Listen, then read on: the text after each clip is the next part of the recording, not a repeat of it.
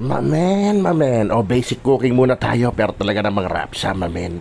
Ayan, nakikita nyo ba yan? Tendons yan o litid, mamen. Isa sa mga paborito ko. Kaya simplihan lang natin ang tirada dito. Ayan, nilagang baka na merong litid at may onting taba lang ng baka, mamen. Kasi nga, delikado yon. Ayan, kaya nga, pagkaluto ko, mamen, rekta tira na yan. Ayan, o, talaga nga naman. Talagang kinikilig ako. Abang tinitira ko yan, mamen. Kaya naman, paano? Tirahin na natin.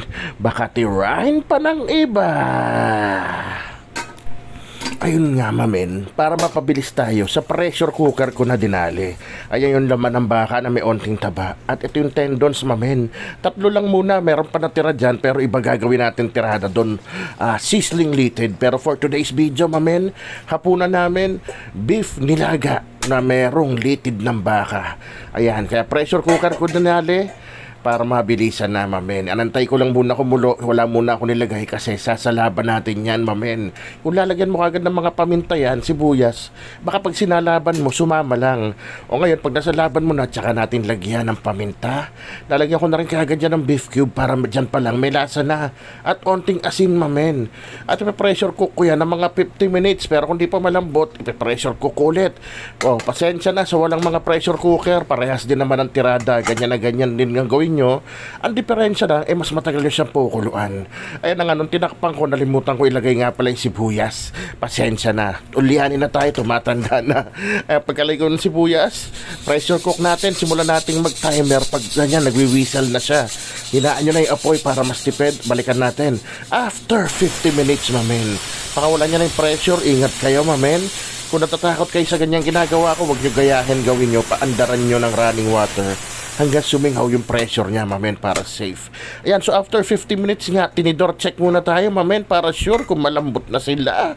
Teka, ayan, melts in your mouth na yan, mamen. Talaga naman, tinatakam na ako ng mga oras na yan, kaya nilagay ko na yung patatas. Palamputin lang natin pasaglit yung patatas at tinikman ko na rin. Goods na, mamen. Mga 3 minuto ko lang pinakuluan yung patatas. Goods na rin siya, kaya naman lalagay ko na yung pechay. At alam nyo na, pag nandiyan na sa stage na yan, syempre, malapit na magkainan. Pero tatakpan ko lang saglit yan para mabilis kumulo. Isang kuluan lang yan, mamen. Goods na yung pechay na yan. Pagkabukas ko, kumuha na kagad ako ng dambuhalang lalagyan ko. At ayan, inuna ko na nga itong litid. Sabay sigaw ng rapsa, men. O, ingat-ingat kayo dyan, ha. O, tignan nyo naman yan. O, di ba?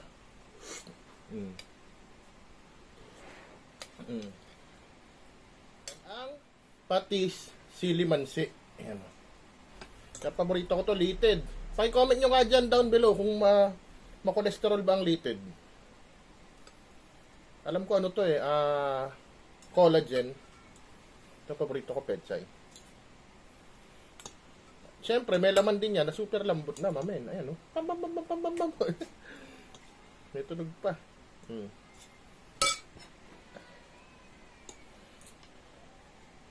Litid. Hindi natin pati sili mansi. First bite para sa inyo po.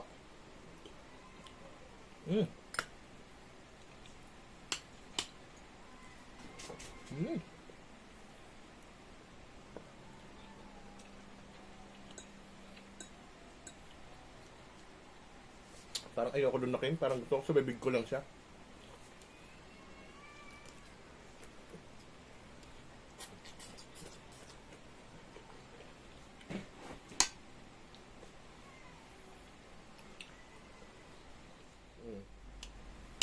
Ito naman, onting taba ng baka, yung nakasama sa laman. Yung buhay na taba yan. Huwag kayo bibili ng patay na taba. Sebo yun.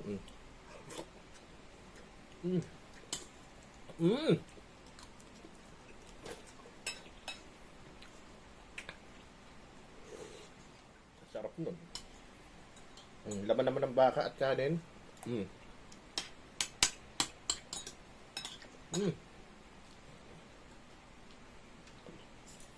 Perfect. Gulay pa lang ng sabaw, oh. Konting litid na lang.